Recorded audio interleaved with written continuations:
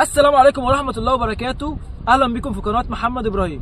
النهارده أنا جيت أقول لكم شوية نصايح عن تمرين لمرضى السكر اللي هم رايحين يتمرنوا حديد. تعالوا بقى معايا أقول لكم على الفوائد والأضرار. في ضرر بسيط جدا بس تعالوا أعرفكم كل حاجة. يلا بينا. طبعا النصايح اللي أنا جاي أقول لكم عليها دي نصايح حلمية ولازم تمشي عليها بالدقة. لو كنت أنت مريض سكر وعاوز تهتم بصحتك وعاوز تعالج السكر في الجسم اهتم بالرياضة. تعالوا بقى أقول لكم الفوائد وفي ضرر بسيط جدا أعرفكم عليه. يلا بينا واحدة واحدة وبالتدريج هنفهم حاجات بسيطة وهتساعدكم في كل حاجة في التمرين لمرضى الأنسولين. تعالوا معايا بقول لكم كام حاجة.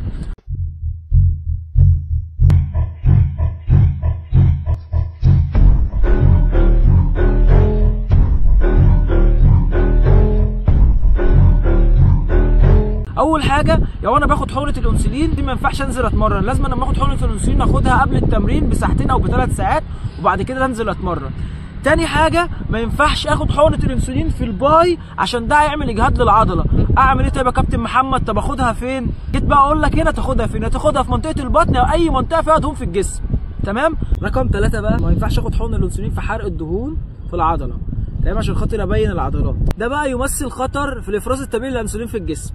رقم 4 بقى يلزم على مرضى السكر التدريب يوميا، لان التمرين بيحل محله الانسولين في ادخال الجلوكوز الى الخليه. توفيق، وكانوا معكم كابتن محمد. ما تنسوش تعملوا لي لايك وسبسكرايب وتدعموني. سلام.